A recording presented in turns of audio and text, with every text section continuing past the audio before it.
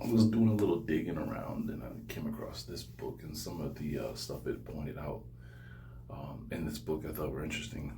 Um, I wanted to actually get to the Psalms in which it speaks about Psalms 149, praise him in the dance. But I haven't got there yet. So I decided before I forget, let's just go ahead and go over some of the steps that I thought were interesting in this book. If you want to buy it, it's on the Amazon, and it's on the Google bookstore. Jumping up and down to the monotonous beat of a crudely fashioned drum. In some such manner as this is the casual observer prone to dismiss the subject of American Indian dance art, regarding it as a quite simple affair and devoid of special appeal or significance. As a matter of fact, it is far more than this. Even the briefest study of the technique and the style of Indian dancing discloses that its steps are varied and often difficult of execution, and that its mood and manner are highly expressive of a peculiar, native genius. It discloses also that the rhythms are diverse, complicated, and marked by frequent change. And, more than all this, it discloses that Indian dance art is basically different from other forms. It is this basic difference, this distinctive expression of racial character, that makes the study of Indian dance and its accompanying song at once baffling and fascinating. It has always been difficult for the white man to bridge the distance between himself and the North American Indian. This is due partly, of course, to the naturally great depth of the chasm between primitive man and civilized man, and partly also to the seeming impossibility of breaking down or penetrating the reserve of the Indian. His personality, indeed, is as baffling as his dance art. So true an expression, however, of his inner self does this art appear to be, so keen is the flash of revelation it brings, that in it the soul of the Indian seems to be laid bare in a greater measure than in any other phase of his personal activity. In his dance and song he is caught, as it were, off his guard. It is, then, important, even urgent, that the significant American folk art be preserved and safeguarded. Safeguarded especially from the standardizing hand of the white man, from the tragic deterioration that has been wrought in many other phases of Indian life and product. Happily, the Indians' dance and song have thus far proved to a great extent immune from the blight of the commonplace. Signs are not lacking, however, that they, too, are threatened. There is, therefore, no time to lose. Dances of all the tribes should be accurately recorded as soon as possible, for fear that in the not distant future they may become altogether extinct, or at least may share a fate similar to that of most of the Indian music now heard on the concert stage, native melody so diluted by the admixture of vocal, instrumental, and harmonic elements supplied by the white musician, as to be virtually denatured. Such use of folk music has, of course, its rightful end. Some pages are omitted from this book preview. To make the movement: 1. Step on the ball of the right foot. 2. Strike the ground with the heel of the left foot, with the toe raised. 3. Step on the ball of the left foot, heel up, and at the same time raise the right foot from the ground. Toward the back, preparatory to repeating the step, continue, without alternation. The step is similar to a clog step of the American Negro. In this connection it may be said that another Indian dance movement observed, done by a Jemez Indian, is strikingly suggestive of the cakewalk of the American Negro. Of the cakewalk, Ethel L. Erlin, Dancing, Ancient and Modern, has this to say: it originated in Florida, where it is said that the Negroes borrowed the idea of it from the war dances of the Seminole. The Negroes were present as spectators at these dances, which consisted of wild and hilarious jumping and gyrating, alternating with slow processions in which Ht. and as spectators at these dances, which consisted of wild and hilarious jumping and gyrating, altars walked solemnly in couples. The idea grew, and style in walking came to be practiced among the Negroes as an art, and developed into the cakewalk. On the other hand, Frederick W. Hodge, of the Museum of the American Indian, believes it more likely that the idea of the cakewalk did not originate with the Seminole but in Africa, and may have been taken over by the Seminole from their Negro slaves.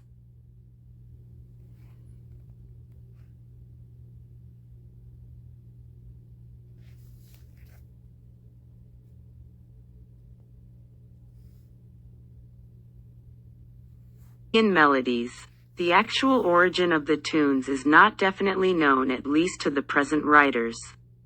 C. The instrument usually giving out the tunes is no Indian product. It is a violin, played by a Mexican fiddler. There is no voice part. D. The costume of the principal dancers, the Matachinas proper, well nigh defies description. At San Ildefonso, for example, it usually consists of long, wide white trousers, a fringed Spanish shawl over a shirt or a coat, a mask consisting of a scarf drawn across the lower part of the face and a strip of black bead fringe falling over the upper part of the face, a little rattle concealed in a bright scarf and held in the right hand, a decorated wooden trident held in the left hand, and, topping off the whole, by way of headgear, a bishop's mitre that sparkles with ornaments and culminates at the apex in a cross. Long streamers of brightly colored ribbons are attached to the mitre and float gaily in the breeze with the movement of the dancer. It should be said here that other forms of headdress, more Indian in character, are used in some places in the Matachinas, and ancient specimens are preserved in museum collections. The customary headgear is, however, unmistakably a mitre in appearance. One of the Matachinas, called Mananka, acts as their leader. He wears, instead of a mitre, a cap-like crown surmounted by a little cross. Besides the group of Matachinas thus costumed, several other performers participate in the dance. One of these is an unsmiling little Indian girl, called Malinche, in white frock, clumsy black leather, store, shoes, and long white net veil held in place by a wreath of white artificial flowers, looking for all the world like a demure candidate about to make her first communion. Two mimes, one, a boy wearing the hide and the head of a bull, the other, a man presenting an exaggeratedly patriarchal appearance and armed with a whip and a wooden knife, complete the group. The costumes of the performers vary somewhat among the tribes. Young. E. And finally, the origin, the meaning. Alas, that is as perplexing, as obscure, as the dance elements. Numerous conflicting theories and legends have woven themselves around the Matachinas. Here are a few of them, given at random. It is derived from a beautiful old religious ceremonial of southern Europe. It is found in Persia. It celebrates the conversion of the Indians to Christianity. It is the Indian version of the age-old, symbolic conflict between good and evil, with the ultimate victory of the good. It represents the warfare against sin that began after the resurrection. The little girl typifies the church.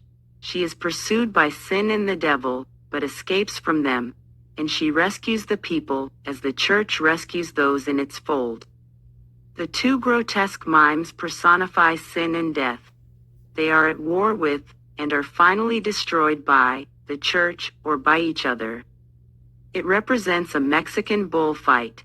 It is an old comic dance, with a mock fight, that was once well known in France and Italy. It is a Mexican dance. It came from Montezuma, last ruler of the Aztecs. It is of Moorish origin and was brought over by the Spaniards.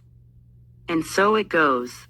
Most picturesque of these multifarious versions are those that embody myths and legends of Montezuma. In these stories, the girl in the drama is often identified with the Indian woman of Mexico, the beloved of Cortés Marina, or Malintzin, or Malinche, who acted as interpreter and intermediary between the Spaniards and the Aztecs in the affairs of the conquest.